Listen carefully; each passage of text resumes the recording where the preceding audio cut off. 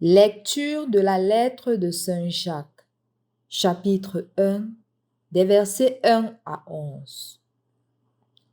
Jacques, serviteur de Dieu et du Seigneur Jésus-Christ, aux 12 tribus de la diaspora, salut. Considérez comme une joie extrême, mes frères, de buter sur toutes sortes d'épreuves. Vous le savez, une telle vérification de votre foi produit l'endurance, et l'endurance doit s'accompagner d'une action parfaite pour que vous soyez parfaits et intègres sans que rien ne vous manque. Mais si l'un de vous manque de sagesse, qu'il la demande à Dieu, lui qui donne à tous sans réserve et sans faire de reproche, elle lui sera donnée. Mais qu'il demande avec foi, sans la moindre hésitation, car celui qui hésite ressemble aux vagues de la mer que le vent agite et soulève. Qu'il ne s'imagine pas cet homme-là, qu'il recevra du Seigneur quoi que ce soit, s'il est partagé instable dans toute sa conduite. Que le frère d'humble condition tire sa fierté d'être élevé et le riche d'être humilié, car il passera comme l'herbe en fleur. En effet, le soleil s'est levé, ainsi que le vent brûlant. Il a desséché l'herbe, sa fleur est tombée, la beauté de son aspect a disparu. De même, le riche se flétrira dans toutes ses entreprises. Au nom du Père et du Fils et du Saint-Esprit. Amen. Loué soit Jésus-Christ.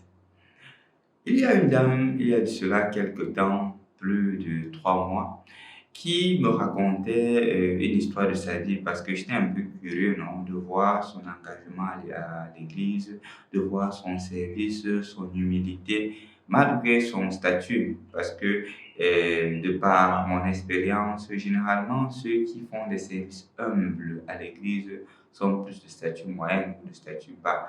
Et voyant une dame de grand statut se mettre à faire cela, ça m'interrogeait d'une certaine manière parce que je me disais que qu'est-ce qui a bien pu se passer pour qu'elle se comporte ainsi?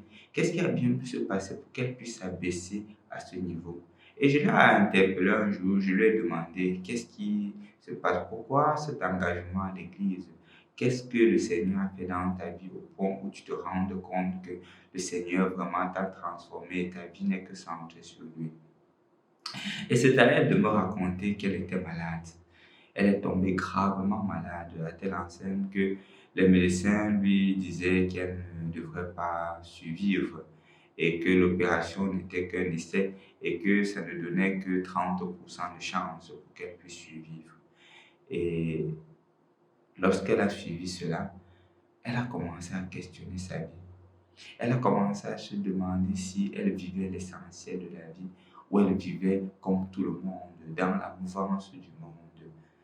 C'est ainsi qu'elle a fait beaucoup de regrets dans sa vie.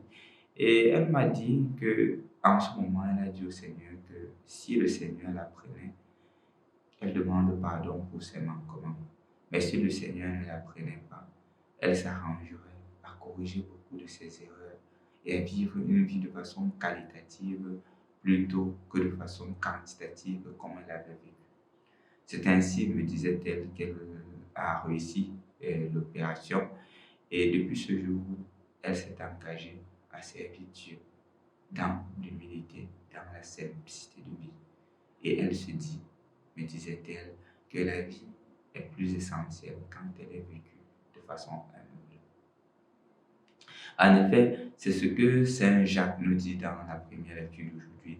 Remarquez que premièrement, il nous fait comprendre que la difficulté est un pas vers la croissance.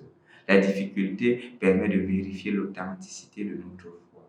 Comme pour cette dame, la maladie a été pour elle une occasion de prendre conscience que en fait, la vie doit être vécue de façon qualitative, non plus de façon quantitative, non plus de façon à faire plaisir à tout le monde, à enjoy, oubliant que non, cette vie a un sens et nous devons la mener selon le sens que la vie nous offre.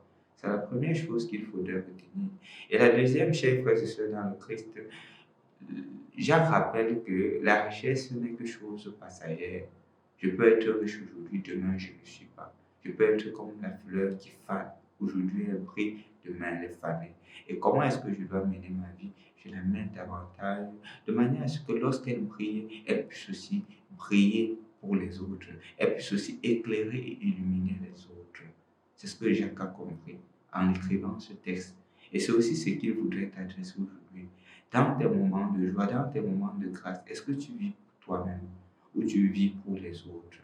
Est-ce que tu vis pour illuminer les autres et les aider ou tu dis une seule place, je ne gère pas les autres? Tout ce qui t'est donné aujourd'hui, ne l'oublie pas mon frère, ma soeur, c'est le Seigneur qui te l'a donné.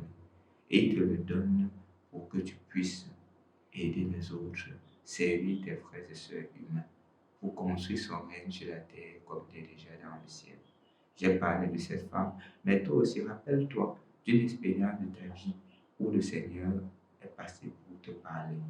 Et ne perds pas cette parole que le Seigneur t'a adressée, parce qu'à travers cela, ta vie prend plus de sens quand tu suis la voix du Seigneur et tu agis selon sa sainte volonté. Au nom du Père et du Fils et du Saint-Esprit. Amen.